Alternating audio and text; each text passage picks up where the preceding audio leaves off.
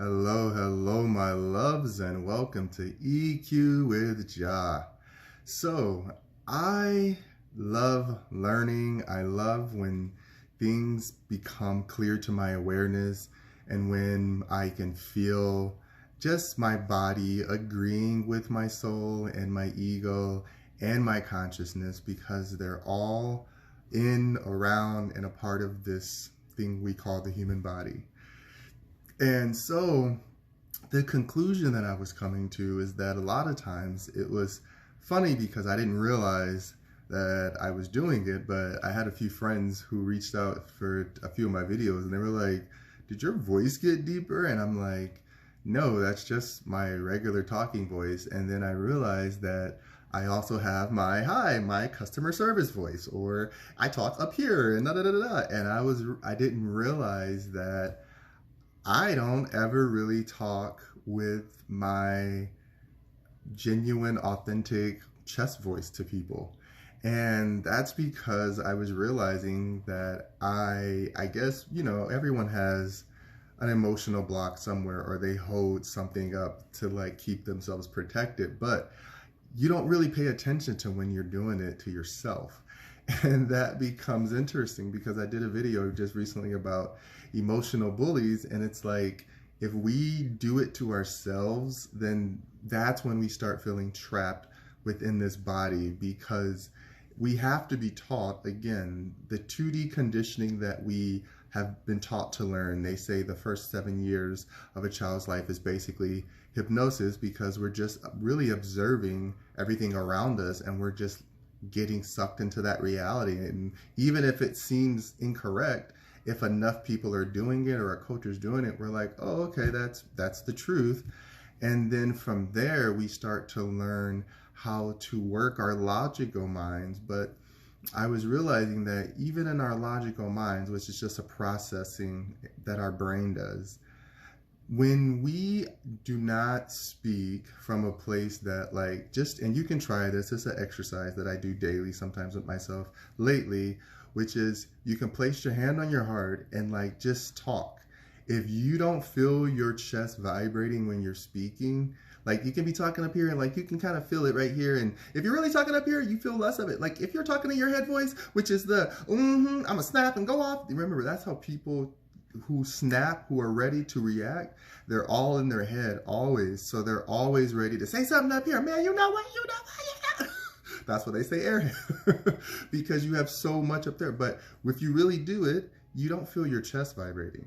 And then you have the part where you kind of understand what you're saying. This is where we say we're using our emotional voice and we're feeling what we're thinking, but we're not actually saying it how we want. We're processing it through a tight throat where we're trying to control what we're saying, because we're trying to control the tone so that we don't sound too off-putting to someone. So we try to meet in the middle. This is what humans have learned. Remember, dogs learn the same simple, very tertiary parameter, which is too high means you must be excited and too low means you must be upset. So the backwards is for humans. When it's too high, sometimes people think that's excitable. We like that. When it's too low, we think somebody's upset, mad, depressed, and then it affects us. So if we meet in the middle, this is where the customer service voice was born, but no one really actually took the time to break it down. But I've worked in so much customer service, I knew what was happening. There'd be times when I'm saying something that I know feels disingenuous to my living and understanding, but I'm also a representative of this company, so I have to say it the way they like so I can get paid. And so this is a simple reality that we have to be conscious of at all times. And so I realized when my friends were saying that, if you speak and you don't feel your ears vibrating, your chest vibrating, your body vibrating, that's called resonating. When people says it resonates, I understand the emotional spirituality side of it, but actually allowing it to resonate and feeling the body vibrate and feeling the body understand what it's being told. Again, just like pets and babies, they don't know the words that are coming out of your mouth. They genuinely do not know this word or that word, but they know the pitch and the repetition of that tone means this behavior is attached to it, or this reward is attached to it. So this is why it's so important that when we speak to ourselves, we're speaking authentically to our body. If your body's feeling like if you're feeling anxious, or like for me, when I used to get, and that still happens, it doesn't stop, but when I used to get really high anxiety and I just would feel like shutting down, I felt like I had to get away from people, it's because I wasn't listening to my body say like, hey, you're not comfortable in this situation, but you're also not expressing to yourself why you're uncomfortable. You're just getting a bunch of anxiety and thinking you have to run away from the situation when really it can just be anticipation for something. A lot of the times it really is just the allowing ourselves to hear the voice that we say we hear in our head, which is real and there. But if you allow yourself to break it down, you know, I just put out a little quote that I was talking about, the 2D to 3D to 4D to 5D.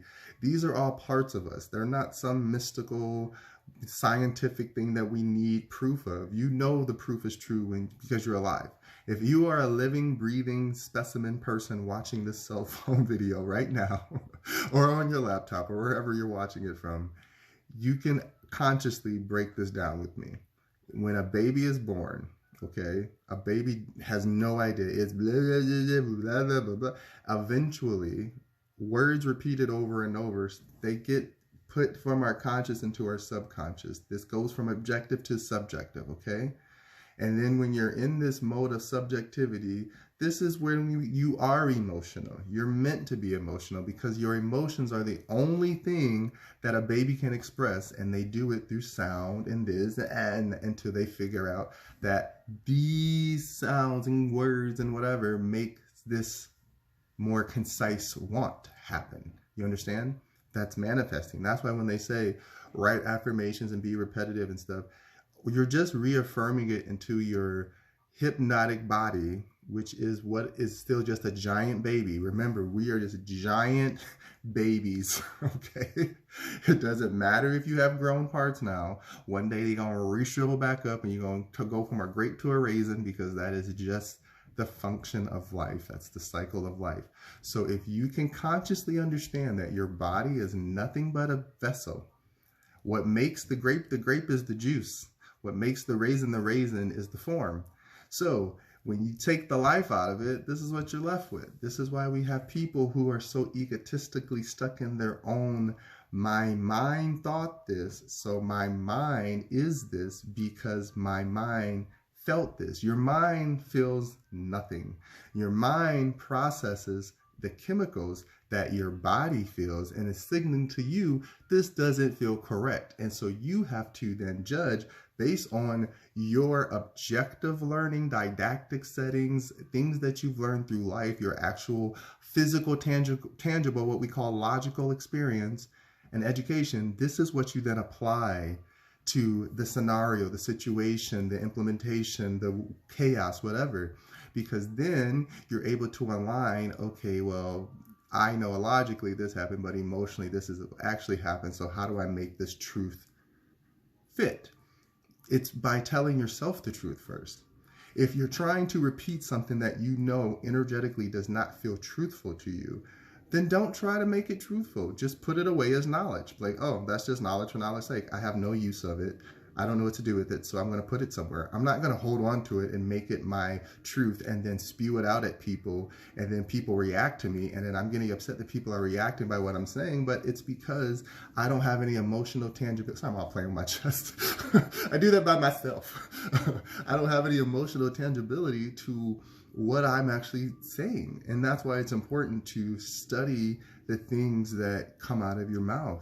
If you don't believe in it, don't speak it. And if you think it's your belief, then again, that is just doubt saying, I need something more to prove me otherwise. And to that I say, who are you? You know, God don't owe nobody nothing. The universe don't owe anybody anything. Us as the avatar, being able to just breathe and experience this life and to see this life is the grand scheme of why we get to experience it.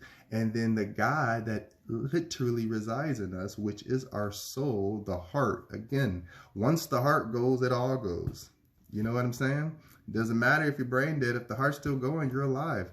But once the heart is gone, you're gone. And this is God, okay? When they say God is inside of us and people try to make it seem so metaphorical, your physical beating heart is God because you are not controlling your heartbeat.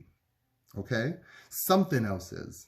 something outside of us. We are literally the first invention by the universe of Wi-Fi. Do you understand that? Human beings are the first Wi-Fi, because everything else was really attached to the ground. All of the roots and the deep history that we still live through, which is the trees and everything the birds praise and live on, the roots go down somewhere that we still couldn't go to unless we dug it up to try to see, but we still wouldn't understand it, because we don't live in that realm of darkness and nutrients and working together.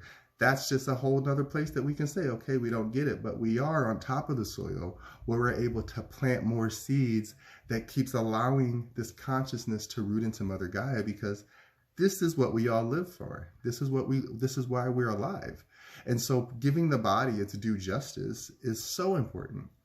Then we say, okay, body, me, the conscious mind who knows that I am just absorbing information from an outside perspective of people and groups and titles and states and this and that. Again, I'm a separate entity. I still have to cooperate with them, but I'm still my own separate being inside of this singular vessel.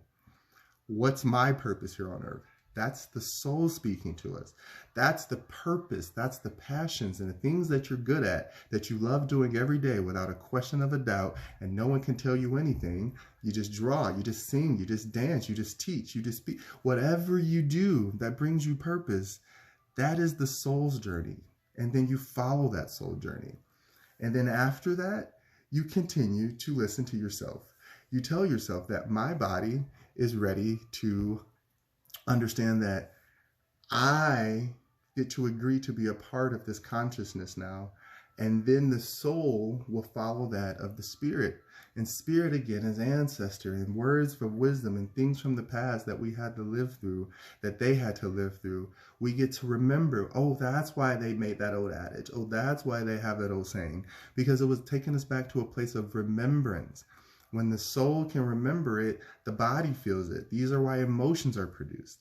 And then from there, if we take that spirit energy and we put it into something like music or teaching or vlogging or writing or blog, whatever, that's us allowing spirit to speak through us because it feels it needs to be put out there. If it is just for egotistical personal gain, then you'll be able to tell that type of writing based on writing that's really trying to teach the collective and give back to others versus it being about the ego. When it's about the soul and the spirit, you know it because everything connects. You can hear the message, you can see the message, you can feel the message, you can taste it because you're trusting what you're feeling. And anytime you want to know if you're speaking the truth, speak. Put your hand on your chest. If your chest is vibrating and you're speaking and your heart is speeding up, you're lying to yourself. If your heart slows down, you're telling the truth. And that's just how it works. And if you want to try to control them, that's great. That's meditation. That's you learning how to emotionally regulate your body. But that still doesn't mean that the heart won't know when you're lying to it. You can try to trick it. But once you're connected to the soul heart, the heart mind has no choice but to say, all right, well, ego, do we want to keep pretending we know more, or do we know we are lying to ourselves? And no one else is outside of this head.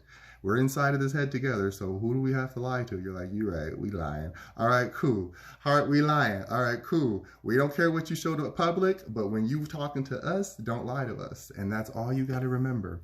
Stay connected to yourself. I'm not saying be a bunch of liars, but I am saying don't lie to yourself, because anytime you say, I want this, I need that, I deserve this, if you're conditioned to lying to yourself, the body is only conditioned to creating that whatever outcome it needs to create to protect the ego, because you said this is what you want or didn't want based on the energy you were feeling at the time you spoke whatever you spoke. It don't matter if you said I love you and inside you was hating somebody, or you said I hate you inside I was love. Whatever you're feeling, when you speak it out loud, just like a baby who don't understand the words, you're just speaking energy out, and that energy is what becomes real. All right? I love you guys. As always, take care of yourselves, listen to yourselves, protect yourself, but also be vulnerable enough to be honest so that we can be honest with each other, because we need it more than ever. All right, besos.